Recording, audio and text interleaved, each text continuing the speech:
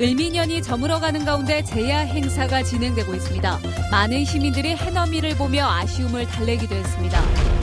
일본군 위안부 문제에 대한 한일 협상을 무효화하라는 요구가 잇따르고 있습니다. 근로정신 내 문제 해결에도 악영향을 미칠 수 있습니다.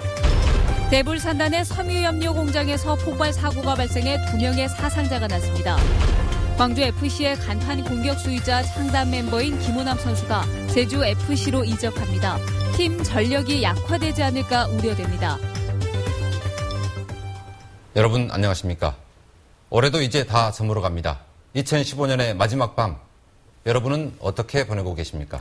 지금 5.18 민주광장에서는 시민들이 모여 축제 분위기 속에 새해맞이를 준비하고 있습니다. 정용욱 기자, 사람들이 많이 모였습니까? 네, 2015년의 마지막 밤이 저물어가고 있습니다. 붉은 원숭이해인 병신년 새해까지는 이제 딱 3시간 30분이 남았는데요. 이곳 충장로와 금남로 일대에는 벌써부터 새해에 대한 설렘이 가득합니다. 대부분 가족이나 연인, 친구들과 같이 나와 가는 해를 정리하고 희망찬 새해의 첫 순간을 기다리고 있습니다. 누군가에게는 올 한 해가 행복하고 즐거웠을 테지만 누군가에게는 아쉬웠던 시간일 텐데요. 이제 얼마 뒤면 작별하는 2015년을 보내고 새해는 즐겁고 행복하길 기대하며 충장로의 밤은 2016년을 향하고 있습니다. 네, 자정에는 제야의 종 타종 행사가 진행되죠. 네, 공연은 조금 전인 8시부터 시작됐는데요. 현재 12개 시민 공연팀의 공연이 펼쳐지고 있습니다. 구도청 건물에는 미디어 아티스트 이남 작가의 미디어 파사드 공연이 함께 선보이고 있습니다. 중창단의 합창과 얼수 공연도 이후에 마련돼 시민들에게 재미를 선사할 예정입니다. 축제의 하이라이트인 타종식 행사는 원숭이띠 어린이와 다문화 가족 등이 참가해 33차례에 걸쳐 종을 칩니다. 신년 시민축제는 자정을 넘겨 내일 새벽 1시까지 계속됩니다. 광주 도시철도공사는 제야 행사에 참여하는 시민들을 위해 지하철 운행을 내일 새벽 1시 15분까지 연장할 예정입니다. 붉은 원숭이에는 좋은 일만 있길 기원하겠습니다. 지금까지 구도청 앞 5.18 민주광장에서 MBC 뉴스 정용욱입니다. 올해 마지막 해넘이 혹시 보셨습니까? 못 보신 분들을 위해서 문영철 기자가 순천의 와움바다에 다녀왔습니다. 많은 시민들이 을미년의 마지막 일몰을 감상하며 아쉬움을 달래고 새해를 기대했다고 합니다. 눈부시게 타오르던 해가 넓은 수평선으로 서서히 지기 시작합니다. 어느덧 붉은 빛으로 물든 바다. 을미년의 태양은 그렇게 아름다운 풍경을 선물로 남기며 아쉬운 작별을 고합니다. 해변을 찾은 수많은 시민들도 올해 마지막 해를 카메라에 담으며 또 하나의 추억을 만듭니다. 내년에는 좀 잘 되고 총선이 있는데 좋은 사람 뽑혀서 나라가 좀 발전됐으면 하는 그런 생각을 했어요. 갈수록 팍팍한 살림, 높아져만 가는 취업 문턱. 짊어지고 있는 삶의 무게는 각자 다르지만 한 해를 마무리하는 이 순간만큼은 모든 걱정, 근심을 내려놓고 희망찬 2016년을 간절히 기원해봅니다. 내년에 이제 고3이니까 꼭 수능 대박 나서 좋은 대학 갔으면 좋겠습니다.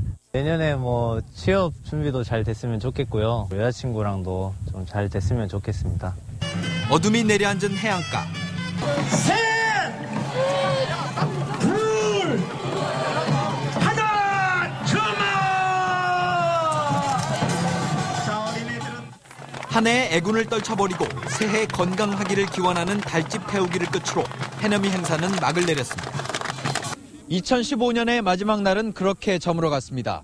대신 새해에 대한 기대감이 수많은 시민들의 아쉬움을 달랬습니다. MBC 뉴스 문형철입니다. 올해 마지막 해는 넘어갔습니다. 내일은 새해 첫 해가 뜰 텐데요. 해돋이는 언제쯤 볼 수 있는지 또 연휴 날씨는 어떤지 자세히 알아보겠습니다. 김은수 캐스터. 네, 기상센터입니다. 네, 내일 해맞이 가시는 분들 많으실 텐데 날씨는 괜찮습니까? 네, 그렇습니다. 2016 병신년 붉은 원숭이해가 시작되는 내일은 전국에서 해돋이를 감상할 수가 있겠습니다. 광주 전남에서는 여수 7시 37분으로 가장 먼저 해가 떠오르겠고 광주 7시 41분, 목포는 7시 42분이 되겠습니다. 내일 해맞이객들은 따뜻한 옷차림 하셔야겠는데요.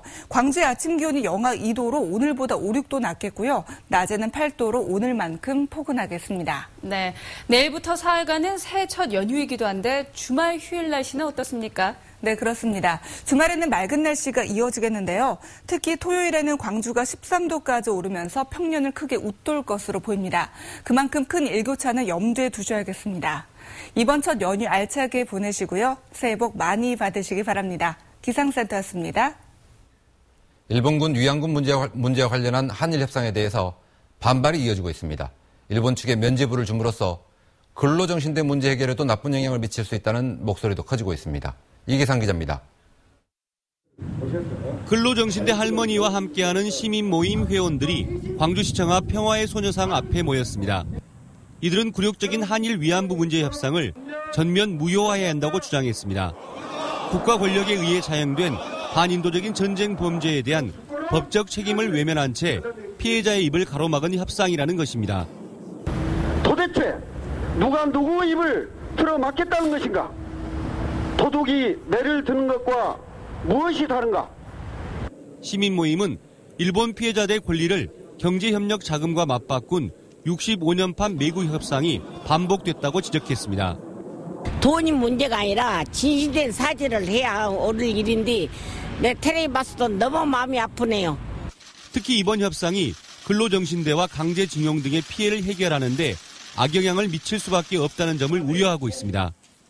일본군 위안부 문제조차도 이렇게 손쉽게 끝낸 마당에 나머지 강제징용 피해자들의 문제, 근로정신대 문제는 아예 논의 테이블에 오르는 것조차 허용하지 않을 가능성이 큽니다.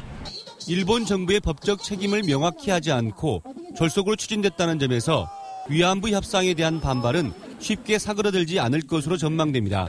MBC 뉴스 이계상입니다. 기무사 해킹 사건으로 피해를 입은 대학 교수가 또다시 해킹을 당했다면서 경찰에 수사를 의뢰했습니다.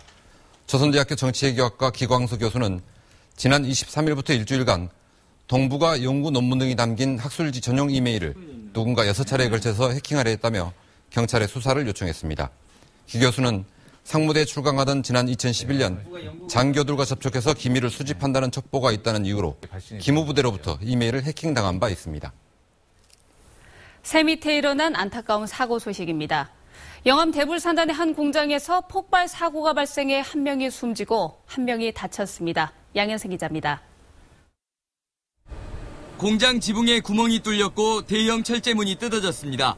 오늘 오전 10시 55분쯤 섬유 염료를 만드는 영암 대불산단의 한 공장에서 탱크가 폭발했습니다. 작업자 63살 오모 씨가 숨졌고 52살 장모 씨는 얼굴과 다리에 화상을 입고 광주의 화상 전문 병원으로 이송됐습니다. 염료의 재료인 규산 나트륨을 만드는 2톤 규모 탱크에 압력 조절 장치가 제대로 작동하지 않자 이를 수리하려다 사고가 난 것으로 추정됩니다. 경찰은 폭발한 압력 탱크가 한 달 전에도 수리됐던 점을 토대로 원인을 조사하고 안전관리 책임을 물을 계획입니다. 작업자들 작업할 때 현장 책임자가 그것을 좀 안전관리를 어떻게 했냐, 그래서 업무상 과실이 있냐 없냐 그거를 이제 판단하는 거죠. 노동당국도 업체 측이 산업안전 관련 규정을 제대로 지켰는지 여부를 조사할 계획입니다. MBC 뉴스 양현승입니다. 보성강댐물을 주암댐으로 더 많이 방류하는 문제로 주민들과 갈등을 빚었던 영산강 홍수통제소가 다음 달부터 방류량을 원래대로 환원하기로 했습니다. 영산강 홍수통제소는 다음 달 4일부터 현재 주암댐으로 보내고 있는 15만 톤의 보성강댐물을 4만 톤으로 줄이고 나머지는 원래대로 등량만으로 보내겠다고 밝혔습니다. 한편 등량만 주민들은 보성강댐물을 주암댐으로 돌리면서 등량만의 수산물과 어패류가 폐사하고 있고 정치적 꼼수가 숨어 있다고 반발했습니다. 프로축구 광주FC의 공격수 김호남이 제주로 이적합니다. 광주FC에 따르면 김호남의 제주 이적이 최근 확정돼 공식 발표를 준비하고 있습니다. 광주 창단 멤버인 김호남은 챌린지 시절 활약을 이어가며 광주FC가 클래식 무대로 승격하는 데 큰 역할을 했습니다.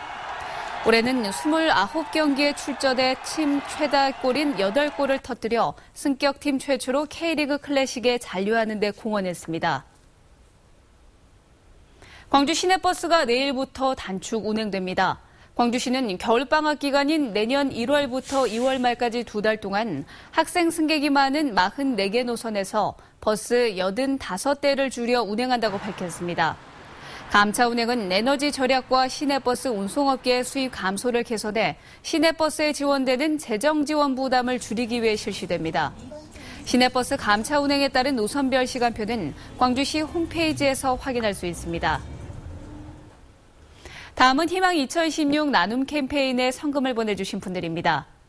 광주 MBC 임직원들이 300만 원, 광주 MBC 시청자 위원들이 100만 원을 맡기셨습니다. 성금을 보내주셔서 감사합니다. 더불어민주당 주승용 의원이 국회 일정이 대부분 마무리되는 내년 1월 13일쯤 탈당할 것으로 보입니다. 주 의원은 인사청문회와 상임위 등 국회 일정으로 자신의 거취에 대한 입장 표명을 다음 달 13일로 미뤄야 할 것 같다고 말했습니다. 또 탈당 때는 자신의 지역구인 여수의 시장, 시, 도 의원들과 함께 탈당하는 방안을 추진 중인 것으로 전해졌습니다. 광주시가 광주 동구 부구청장에 홍화성 광주시 체육지원국장을 임명했습니다. 이번 인사는 동구청장 권한을 대행해온 이명률 부구청장이 동구청장 보궐선거에 출마할 수 있다는 관측이 나온 가운데 명예퇴직을 한 데 따른 조치입니다.